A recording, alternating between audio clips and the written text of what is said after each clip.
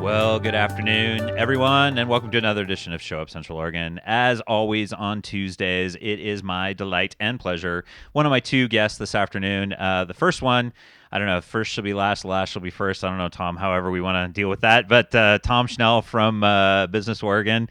Hi, Tom. How are you? Good, Matt. How are you doing today? You know, I am well. There's been some things that have happened in the last 24 hours, and obviously we'll talk about all of these. I think the first thing I'd like to deal with, since obviously 3.5 or 2.5, I always forget the numbers. I don't know. Are we 2.5? Are we 3.5? I think we're on CARES Act 3.5 right Okay. now. Yeah. That obviously the money's starting to trickle into the system.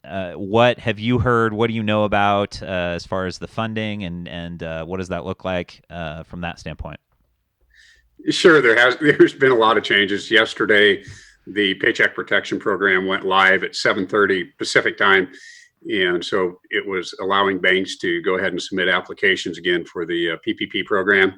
We've talked to several of the banks in town, and they said that they are extremely busy and have a lot of applications, not only current ones but also ones that they already had in the system that they're pushing through. About $320 billion went in to replenish that fund. And so they expect to have a lot of applications, which they are. The other one that we heard went live also with about $20 billion replenished was the EIDL loan program and economic injury disaster loan program, the EIDL loan program. And we haven't seen that go live yet. We've been monitoring the SBA website, and it says that it's still down, that they're processing existing applications. We have been talking to a fair amount of companies that either the money just showed up in their account or they got a call from the SBA saying that their application was approved and they were submitting loan documents for them to sign.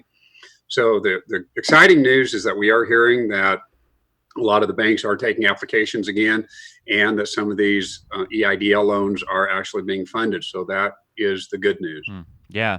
And Tom, I know I was talking to you a little earlier about, on another project that will be released for EDCO, and I don't want to spoil all of the things we talk about there, but I do know that you had mentioned something about some new lenders. Is that kind of what you, or different lenders, I guess, is kind of the way to look at it? Right. And so what happened was the original one, a lot of the SBA lenders that work with the SBA, they were really ones that were the first ones for what I call the first rollout here back in April 3rd, I think is when it first came out. And then April 11th for those smaller sole proprietors and those. But the 3.5 one, they actually opened up to some non-traditional lenders also. And so we're seeing some of the small CDFIs and economic development districts that were actually engaged in doing these loans too. So there are some new lenders to the program that we're seeing here. I don't have a whole list of them. I could get that for you, but we're starting to see some of the other ones outside of just the traditional banks and credit unions also. I think part of the reason why they did that, Matt, was last time there was some speculation that a lot of the larger metropolitan areas were the ones that really benefited from it, and some of the smaller rural entities maybe didn't have the lenders or the access to lending like some of the other areas did. So they kind of opened it up a little bit. So hopefully it made it more of a level playing field. Tom, you used an acronym, and I don't know what that acronym means. So can you? CDFI, Community Development Finance. So Okay, thank you.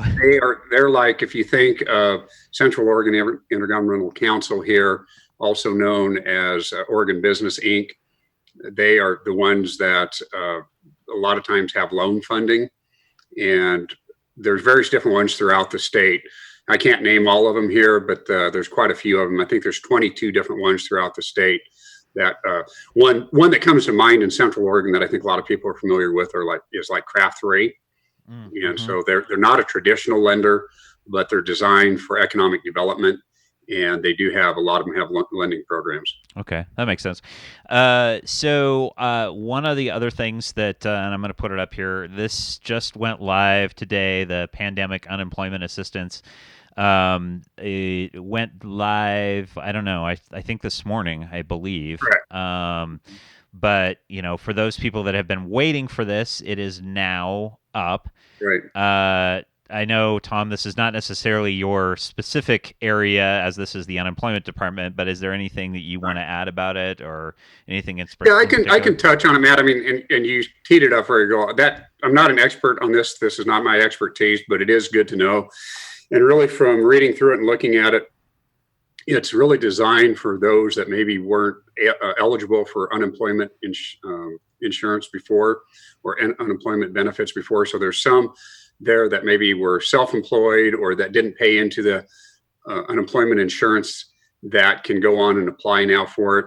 The best way of doing it is going to the state of Oregon's employment division, which you put the web page there on it. And there's a section there for it. Go in there. You can fill it out. You can fax it. You can email it. You can put it in the traditional mail. And I think there's also a portal there that you can actually fill it online too and submit it that way too. So there's various different ways of doing it. But yeah, if you've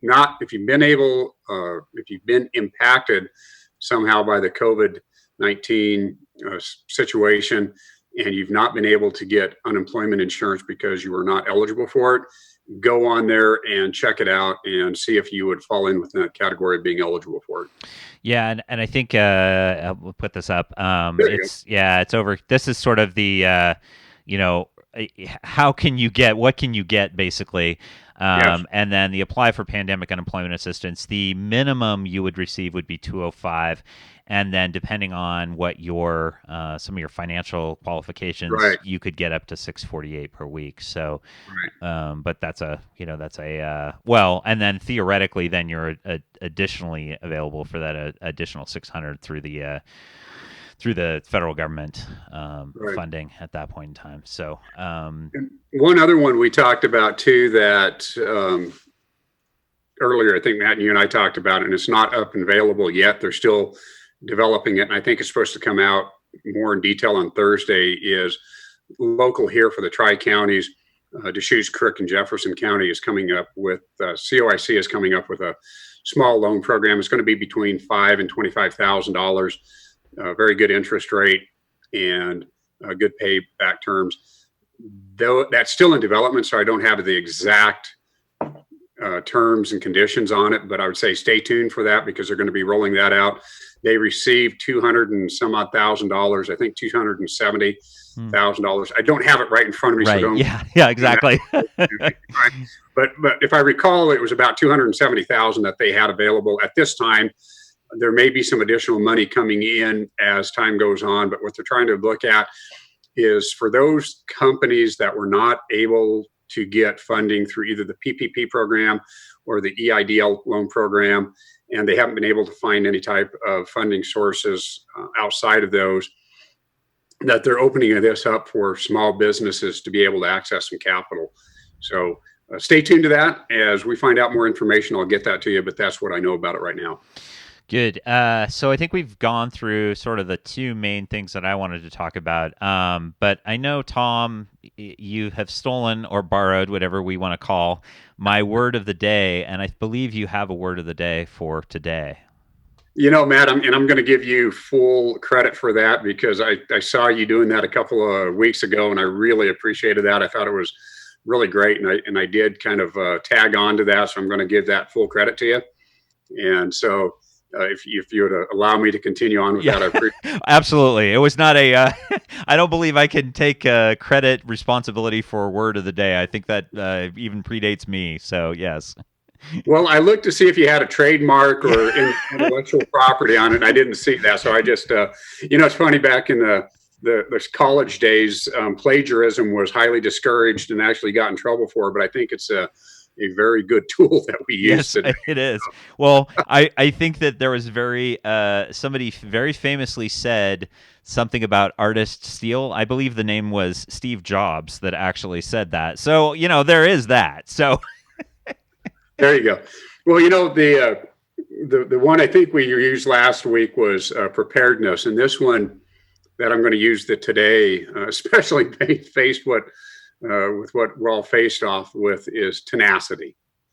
And, to me, tenacity is persistence. It's that determination. It's that perseverance. It's that doggedness. It's that just, willingness to just gut it out.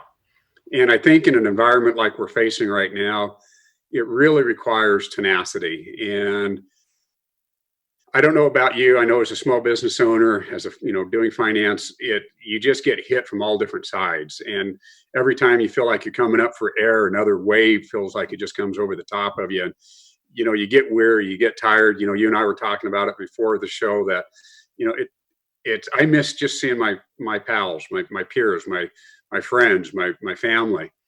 And this requires really determination and what I call tenacity to get through it. It's really reaching down and pulling out that, we used to, when you played sports, they would always talk about getting that second wind or just, pushing through it. And I say that because I think right now requires a level of tenacity to really stick with it, to get through it, to stay focused, not to give up. And at the same time, I want to kind of condition that, or maybe even say with that, there's also a level, what I would say, of realism too. Be realistic about it. And that is, yes, if you are facing a situation where maybe continuing on with the business isn't the best for your financial, it could be going on with the business may not be the best for you for health. It may not be the best for your relationships. It may not be the best for your financial. To not take a look at it and say that it was a failure, but to take a look at it and say strategically, maybe we need to shut down and look for other opportunities elsewhere. Mm-hmm. There may also be something that you may need to take a look at, and that is do a strategic shutdown for temporary. If you have a business that's been negatively impacted by it, maybe shutting it down temporary until it comes back and you can get back on your feet may be an option too. Mm-hmm. But if you truly look at it and you say, you know what, I think I can make it, then I think tenacity really comes in and finding new ways of doing it. What I look at is you and I have talked about it. It's like going back to when you first started your business. It's scrappiness. It's finding new ways of doing it. It's pivoting to different ways and, taking a look at costs, taking a look at bottom line. One of my customers, a good friend of mine, actually called me last night, and he was like, hey, one of my biggest buyers just put a higher discount on buying from me, and they're wanting to go from 30 to 60 days in terms. And I think this is crazy. I don't think I want to do business with them. Mm-hmm. I told him, I said, well, let's think about it. Why don't we talk in the morning and give me the terms and what they're doing? And he told me they went from 30 to 60. They put a discount on it.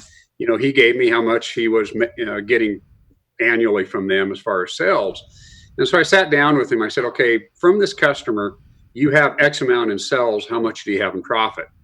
And so we figured that out. And I said, well, based upon these terms, this is how much it's going to be costing you. So yes, it does hit your bottom line, but reality is you're still profitable. Mm-hmm. So it wouldn't make sense to drop that line. Now there's another line where he wasn't making money on it, and they were wanting to go to, for even further out. And there was a chance that he may not get paid on that.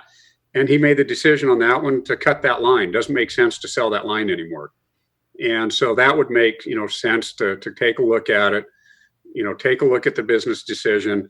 Everything I take a look at and say, what's your income? What's your expenses? Are you making money on it? If not, does it make sense to continue doing this? And that's where the tenacity comes in. And that is just sticking to it and really understanding, what your income sources are, what your outgo sources are, how you can make money, how you can reduce spending money. And at the end of the day, if you're doing it, is it profitable or not? And if it's not profitable, how long can you continue doing this without getting yourself in financial trouble? And, or does it make sense just to shut it down either permanently or temporary? Mm-hmm. So my word for the day is tenacity. And that's just that stick-to-itiveness. It's just the perseverance.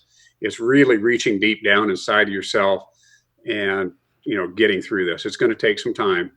And every industry is affected differently. We're talking to Matt, I was talking to one of my customers, they build greenhouses.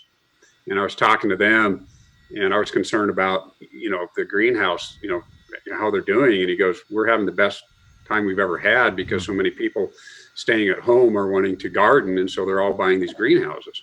And it's like, wow, I hadn't thought about that, but that's a great point. So some industries are doing really well, and others are struggling, and some have found how to take this opportunity or take this situation and make an opportunity, make the best out of it.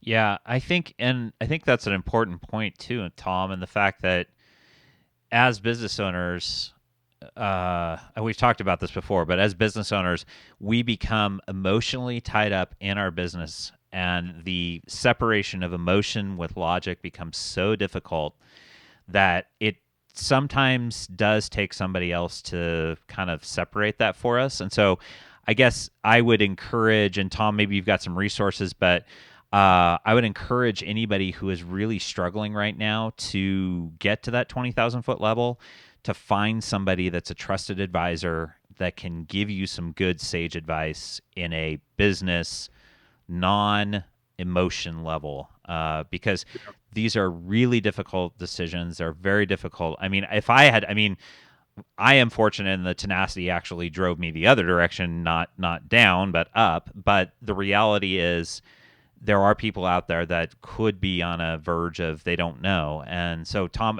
do you have some resources or some people that you could recommend that could help with that? I know, what is it? Score, I believe is Score Yes. one of them. Yep. Yeah. Yep. Who? Absolutely. Yes. Yeah. Who else, Sure. Tom, would you recommend? You bet. So the first thing I would start off with is, as you're working through this, is make sure you talk to your CPA, because a lot of them will have the financial guidance. They'll also be able to talk with you about tax ramifications and financial ramifications. So number one, talk to your CPA. Number two, talk to your banker. A lot of them have resources. A lot of them can help guide you and give you ideas and everything. The other ones out there, you mentioned Score. If you haven't connected with Score, connect with Score. The other one here locally is a small business development center up at the community college. They're a wealth of knowledge. They have a lot of different resources. So reach out to the small business development center up there. The other one is too is if you haven't, look at getting into an organization like Opportunity Knox, where it's other business owners that might be able to help walk you through that and give you some ideas too. The other one, besides that I would really highly recommend, especially if you're a traded sector, is connect with one of the directors of EDCO. Yeah. They have a lot of resources too. So for me, the Small Business Development Center, Score, EDCO, your CPA, Opportunity Knox, your banker, those are all really good resources out there. The one thing I would say too, Matt, is you mentioned about the emotional part of it. And what I would say is, if you're starting to find yourself having to borrow money to keep your business open, I would really start, if you're starting to have to draw down reserves or borrow money to keep your business open, I would really highly recommend that you get connected with one of those sources immediately. Because one of the things that I've seen over the years, have done this a lot of years, both commercial lending and owning my own business, is that business owners do get emotionally attached. And what they do is they dig themselves such a big hole that they have a hard time coming out, if some of them never do come out. So before you start taking on extra debt or start taking down reserves, have that conversation with a trusted resource. Sit down with them. Have a cash flow plan. The other thing that I see too is people don't have a plan. They just start borrowing on their credit cards, or they start, getting a home equity loan. They start, selling stuff and borrowing stuff and taking down their 401ks.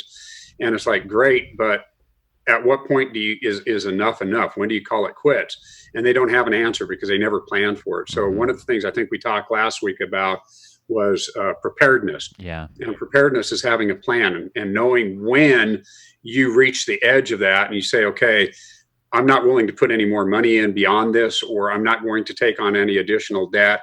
The worst thing that you can do is put your business in harm's way and then try to overcome it, because what happens is you saddle yourself with a bunch of debt, and then when something really bad happens, it's over. So have those conversations early and often, get your CPA, get your bank, get the Small Business Development Center, get EDCO, get SCORE, get somebody who will give you an unbiased outside opinion on what you're doing before you do it. I highly recommend that. Yeah.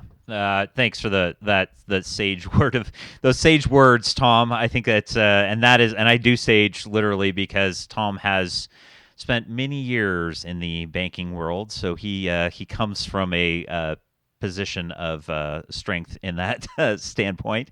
Is there anything else, Tom? We got a couple of minutes left that you wanted to impart people today. I think really, Matt, you set it up really good. And that is right now, it's a good time to just sit back and analyze your business and take a look at it. And those parts that are working, see how you can strengthen it. Those parts that are not working, see, do you need to eliminate it or can you pivot and do something different? We were just talking earlier before I got onto this with one of my partners, and they were telling me about a company that they're a brewery and they're suffering. They can sell the bottles and all that, but they're trying to figure out how can we do something different. And they came up with this brilliant idea that they're doing home deliveries of fresh produce. And it's like, what? And they're like, yeah, we go out and we deliver fresh produce to people who don't want to go out and go shopping. And I thought, okay, that's kind of interesting. I mean, here they were a brewery and they're still brewing and doing okay, but they needed that extra income. So they completely pivoted. I mean, they had the delivery trucks, they had the people who could do the deliveries, but they weren't doing so many deliveries. So what they did is they transitioned that into making other deliveries. I was talking to a small business owner up in the Gorge area. It's a very tiny town up there. And they have a retail shop and they've been pretty much shut down. And so what happens is right next door to him was a restaurant that is not able to operate because of, being shut down. So what she did is she connected with them and she's doing home deliveries of meals now. And so people call in, they order, and then she, for a small fee, goes and delivers it. And actually is keeping her business afloat. Yeah. So it's finding new ways of doing stuff. It's finding, how do I find new ways of making money? We've talked to several of them that were maybe doing manufacturing of clothing, and they've transitioned into doing the PPE gear, the personal protection equipment, for like the face masks and the gowns and stuff for the hospitals. And so it's just finding ways of doing things different. Matt, I'm going to call you out. You're a perfect example of this. Here you're doing these podcasts and you're doing a lot of webinars and stuff that probably 2-3 months ago you probably did very little of or unheard of. And now you're finding ways of yet taking your skills and your ability and expanding those and reaching people that maybe weren't able to be reached before. And I think, hey, kudos, commendo. I mean, that's what we're talking about. Here's a perfect example of what we're talking about. You are that example, and good for you. Great job. Well, thank you. It's a little interesting, a little uncomfortable sometimes, but yeah, it's been an interesting process. So yeah, hey Tom, thank you so much. I appreciate you joining me today. Absolutely. It's always a pleasure, Matt. You're doing such a great job, and for all the business owners and business community out there, we really thank you for everything that you're doing. I know it's really hard times right now, but I just want to personally say thank you. And for all those partners, whether it be the SBDC, EDCO, SCORE, the CPAs, the bankers out there, just a huge shout out to them. And thank you too for all the support that you're doing. Yeah. Together, one thing I love about Central Oregon is the entrepreneurial spirit here, where just people come together to help each other out. I think it's so wonderful. I love living here. For that exact reason. I've called it home for many, many years and very proud to be here. And I just want to say thank you. Yeah, absolutely. Yeah, I appreciate it, Tom. All right, stay safe. We'll see you next week for sure, Tom. Thank you. Yeah, keep caring, keep sharing, and thank you for what you're doing. Yep, you're welcome. All right, Tom, thanks. Take care. All right, so stay with me. I will have Sherry Health coming up here momentarily. And we'll be talking about several of the things going on right now. And so, yeah, of course, remember, show up Central Oregon.